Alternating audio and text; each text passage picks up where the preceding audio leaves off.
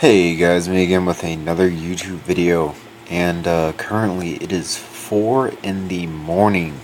It is Sunday, and it's like April 13th Sunday, and I've been up for pretty much since 9 last Saturday morning, because I went to Saturday school for some tutoring for AP US History, because that is a difficult class, and yeah. But I've been on LDD since I got in bed around 8 o'clock ish. So I've been on it for over 8 hours now. Because you go.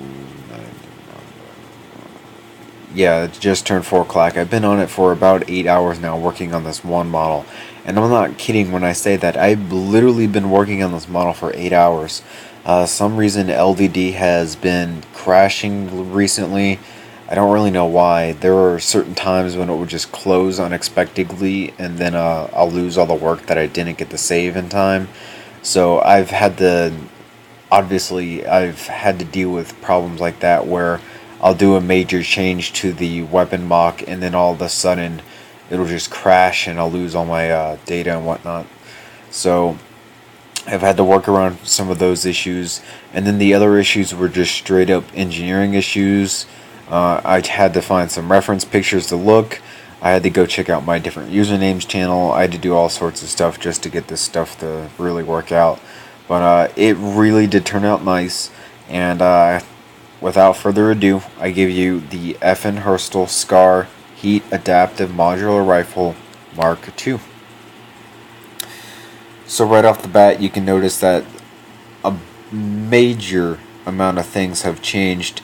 One of them being just the overall superiority of this model compared to the other one, the original. Also, I'd like to point out that this is a dark green color, an olive green color, not a tan color. So it's more of the old-fashioned dark green. So we're going to start with the stock, and I'm going to work my way forward, and I'm going to basically go over what I've changed about the model. So the stock I noticed was a little on the short end. It made it look kind of stubby and out of proportionate. So I've added 2 more studs to it, and that fixed it up pretty well.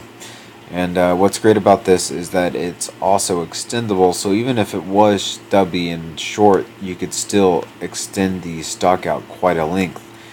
Simply by pulling out this pin, pushing it back in after pulling out your thing, and then you could extend it out to roughly about there, and that's pretty far considering the amount of length from there to there. And that should give a shooter a nice stable platform to support on and whatnot. You got the black rubber butt pad here. It's got the nice curve to it to fit into the shoulder. You got the drop down stock where you can put your cheek and aim down the sights without any issues. It's very comfortable. And then on this side of the rifle, there are a few things that changed. 1, there's a groove right here, and 2, there's a groove here. Now then, the reason the groove is here is because the fire selector actually sticks out about 1 millimeter over the edge of this, so I needed a room for the fire selector to kind of sit right inside of here. The good thing is, even with that all said and done, the fire selector can still move with the stock folded. And then the reason that this little slit is up here is because of this black oops, I grabbed the brick. This black rubber piece that's right here at the end of the shell ejection port. It's rubber, I know that, but I don't know exactly what it's used for, so I apologize for not knowing. Like I said, it is a folding stock. It folds. Oh. So I may have forgotten that there's a drum magazine. But if I go ahead and open version 6. So if I open version 6, which obviously is a older model, this is the tan. What the hell? Are you kidding me now? The sight's getting in the way? Jeez. Obviously, these are problems that I'm definitely going to have to work out. Here, version 4 should fold over. All the way. Just to prove to you guys that indeed... What the fudge? I know I fixed this issue. I spent so long on it. See, what the fudge? It went all the way. Whatever. Alright, as you can see, it folds over. And there's a pinpoint here for the stock. And then I didn't really get a pinpoint for the stock to be folded. I was going to do that in the future update because I was really tired and I really don't feel like doing it. I'm working with version 9, by the way. Version 10 includes the bipod in front, the working bipod right up here. And I don't really like that because it's kind of cramped, but just to show you guys that I did do one with the actual bipod, and it is a working bipod. It's the same bipod I used on the M40A3 from Modern Warfare, so if you guys want to check that out, just go check out the M40A3 video. Moving on into the lower receiver. I did not change much about the lower receiver. The only things that I've changed about the lower receiver are the actual parts themselves, the functioning mechanisms. So the first change was the ambidextrous fire selector / safety system. It's one of the newer ones that has the kind of point and the back hanging off into, and then the two circles. I changed that, and it is ambidextrous. If you move this one, the other one will move as well. The other thing that changed were the mag release buttons. So now it's a circle that's kind of pushed down right where the operator's pointer finger would be, and then it's got the kind of the jut out here, kind of the L for it. Same on this side, exact same actually. I switched how the trigger looked, and the other one, the trigger just looked kind of stupid, to be completely honest, so I fixed how it looked here.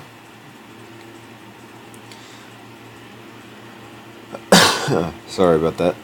The other thing that I changed was the I added the bolt catch, and I added a little kind of a screw right here. The major issue, or the major change that I did was this small little rubber piece here. Again, there's another rubber piece here. I don't know what it's for. I know it's there though. Same on this side, there's another rubber piece here. I don't know what it's for, but it's there. So I put it there. I'm assuming one of them is to hold the stock in place, but I could be completely wrong, so I don't want to make any assumptions or anything. Here's the 100 round drum magazine. Fires the 5.56 by 45 round. It's a standard round. This is, after all, the light machine gun version of the Scar-L, in case anybody didn't know.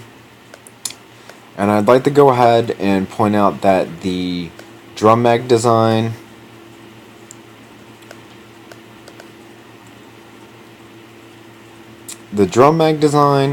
the front sight and rear, or well, some of the front sight besides the folding mechanism, all of the rear sight, and the how to do the rubber parts on the side and the bolt catch were all inspired by my different username. So I'm going to go ahead and give him credit for those parts of the build because they were really influential. And then moving on into the upper receiver, as I said, you got these rubber parts here and here. You also have your functioning shell ejection port, which moves back along with the charging handle, which is this one, which is a newly designed charging handle to fit more so along the lines of the one used in Black Ops 2. It moves with that charging handle so that this opens up and exposes the just the emptiness inside that's kind of like acting the rechambering of a new round. Also new about the upper receiver, I now have custom made rail guards on the weapon itself. So this is the right side of the gun with the handguards, and this is the left side of the gun with the handguards. These white or whitish grayish bricks that you see here, the circles, are kind of like screws. And then you got the same design up here on top. And these rail guards are, one, to provide grip in cases where you're using them as a supportive position to fire the weapon. And then the other thing that they're good for is to make sure you don't cut yourself. Rails get very thin towards the edges, and they're very sharp, so they have a tendency to cut people. So people came along with rail guards to keep that and prevent that from happening. We also have a Black Ops 2 styled red dot sight. Go look up a picture of it. You'll probably get a view kind of like this from the main menu type thing, and it's pretty dead on. You got the little, this is the little tab that you kind of push out this way to pick up on the sight. When this is closed like it is now, it clamps the bottom two together to make sure it doesn't wobble around or fall off or anything. So if you pull out on it, it'll come off. There's a little loop of course, and then you got the edges and the little laser thing. And then right on this, if I could get a custom sticker made for LED itself, it would say power right here and then have the little symbol. We also have the back or the rear foldable sight. It's folded down obviously, and it is missing a part. There is supposed to be a tire wedged between these two prongs, just like my different usernames. Unfortunately, LED just does not allow that, so I couldn't do it. It does fold up and down, of course, as you can see, up and down, back or front, whichever way. The other thing about the upper receiver is that there is a full-length tactical rail throughout the entire one, besides where the stock is, obviously. There's this black little piece right here, kind of, it's a screw-like piece.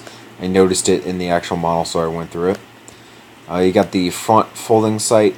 I can't fold this one back up without going through a painstaking process because of how this tire is placed. I had to place a rim inside this tire and then put the actual axle part going into the rim, coming up off an L like this. Get the tire placed where I wanted it to be, and then I had to go through and measure out where this small little L piece is going to go. So that's how I got that on there. It's just a pain in the butt to fold, so I'm not going to do it. But as you can see, it does fold up and down with the assistance of this hinge brick. And it's also mounted right on top of the gas block where the piston is. Oops.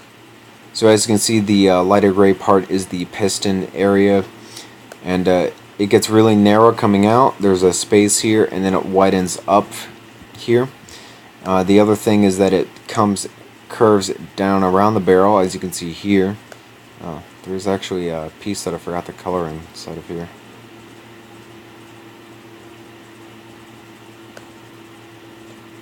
And then it comes down and around the barrel. Speaking of the barrel, this is a heavy barrel. It's designed for more sustained fire than just the normal barrel that they use. And the muzzle brake design also comes from my different usernames, muzzle brake design. Though it's kind of more coincidental, I actually designed it myself, and then I looked at my different usernames video, and they're like just so happen to be identical. But I will go ahead and give him credit for it because I did watch his video numerous times before ever making my own. And then moving down into the lower part of the upper receiver, we have a bottom tactical rail down here, and usually there's a heat shield here. It's just a giant rubberized piece with a tactical rail on bottom. Instead of having that, I took it off and I replaced it with a front vertical foregrip that's slanted. And a lot of you probably recognize this. This is a Peacekeeper type foregrip. If you've ever seen the Peacekeeper from Black Ops 2, you understand what I'm talking about. If not, go ahead and Google image it. You'll find it and you'll see it. It's kind of hard to miss. But what I really like about this is it adds a revolutionary design, and it looks really good to it. But at the same time, it actually does do its purpose. The purpose of a foregrip is to push the weapon into your shoulder more to control the recoil. With this slanted foregrip, you can either wrap your thumb through the hole and keep the muzzle brake from going up, or any muzzle rise, and you can pull back with your thumb on this piece here into your shoulder. So not only can you keep the muzzle down, but you're also keeping any type of awkward movements with it you might have under control as well, and that's what I really liked. So yeah, this is Mark II of the FN Scar Heat Adaptive Modular Rifle, otherwise known as the Hammer. It's a very cool looking weapon, and I don't know if I'm going to do instructions because this is kind of a big mock, and the last time I did instructions for the Hammer video, I don't really think it paid off. A lot of people didn't really watch it, and the instructions were absolutely horrible, so I don't think I'm going to do instructions for this one. I think I'm just going to leave it as is. And yep, that's pretty much it. So if you guys want to see more of this MOC, go ahead and check out my website at bluejaythemeister.weebly.net or .com. Sorry about that. There will be a link in the description. Go check that out if you guys want to, or see HD images of this, any other small details that you might wanted to look at. And then, yeah, that's pretty much it. So remember to comment, rate, and subscribe for more videos like this one. I'll see you guys later. Thanks for watching.